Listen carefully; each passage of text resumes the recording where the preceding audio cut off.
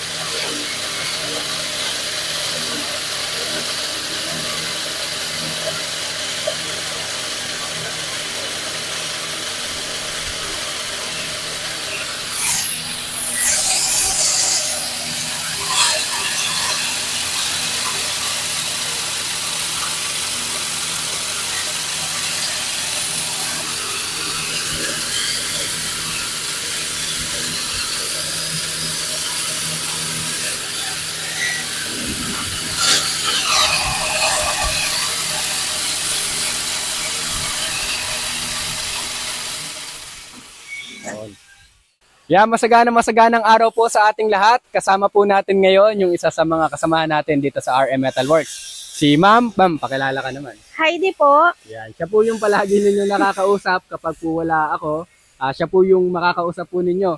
I-demo po sa atin ngayong araw ni Ma'am Heidi yung ating machine na Pulverizer po. yan, sa mga nagtatanong, Ma'am Heidi, ilan ang capacity ng ating pulverizer machine? Bali, ang capacity po natin 100 kilogram per hour. Grabe no, ang lakas Apo. gumiling nito. 100 kilo daw kada oras. Ma'am Heidi, anong mga materials ang pwede nating gilingin? Nakita ko kasi ito, mais po. yung giniling natin Corn ngayon. po, pwede din po yung uling, glass, mga bottles po. Yun po. Oh, pwede, Soya. ayun, soya. Pwede din po yung mga bote.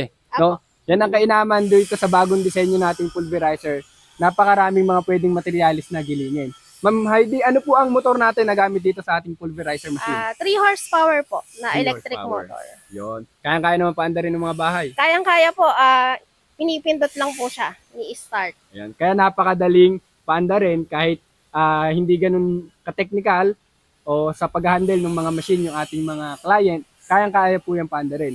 Kaya po kung meron po kayong mga katanungan tungkol sa ating makinarya ngayong araw na ating pulverizer machine, wag po kayong mahihiyang tumawag at kakausapin po kayo ni Ma'am Heidi kapag po tumawag tayo sa mga numerong ilalagay ko sa inyong mga screen. Muli po ako po si Engineer Robert ng RM Metalworks. Kasama ko po si Ma'am Heidi po. Yan. Maraming salamat po. Thank Magkita-kita you. pa po tayo sa susunod nating mga vlogs.